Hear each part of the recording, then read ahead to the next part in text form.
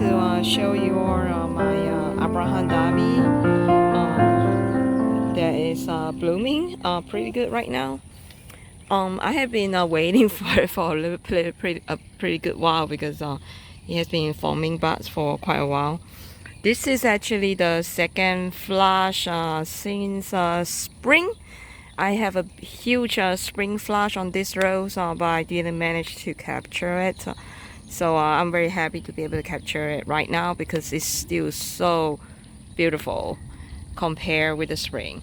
So this is how Abraham Darby is blooming in our Mobile, Alabama in June.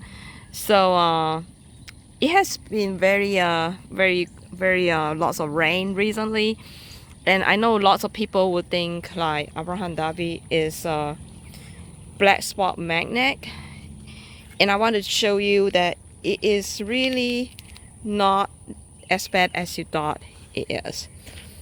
There is a lot of reputation about this rose being very fuzzy, attract black spot, very leggy and all. Leggy is true. It's true that you have very relaxed cane. As you can see that, right here, you give out this kind of cane. But when it is a young, it probably is an issue. But when it's old, you can see the cane is a lot more stiff. So, and I actually trained this rose into kind of like a tree looking thing. So what I did was, when it was still very young, I have this, you can see my original bamboo obelisk is still right there. It really doesn't need this bamboo anymore today, but it was there, and I actually wrapped the cane around it so that it will take time to mature and it will actually split out as well. So you can still see this is how it looks like today. There are lots of very thick cane, and I have all the entire shrub basically is you can say grow from those few cane that I wrapped originally. And this rose will look very bad during the leaves will be all black spot and all only a few times in a year. So usually is during transition of a season. So for example, from after you take on your spring flush, after the spring flush, and it will transition into the summer heat, and at that time, then you will see a lot of the leaves, the entire plant will be all covered in black spot. That's normal because they are trying to adjust to the the new humidity, and they just finish their bloom. They just totally finish their bloom. They use up all their energy, so they have a lot less energy to fight with the disease. And also I think they are trying to change their leaf to adapt to a different kind of humidity and the heat. So once that was done, this is the leaf that they grow out. After that, I usually just defoliate the entire plant after the spring flush, and this is all the new leaf that is grow out, and it has been there for, I would say, a month or so, probably even longer than that. So you can see you need to this rose will look fantastic after that. So and then there'll be another transition, which is between summer to fall, or when you are getting a different hot to cold temperature, into dormant state. When rose go to dormant, it would look like shit again.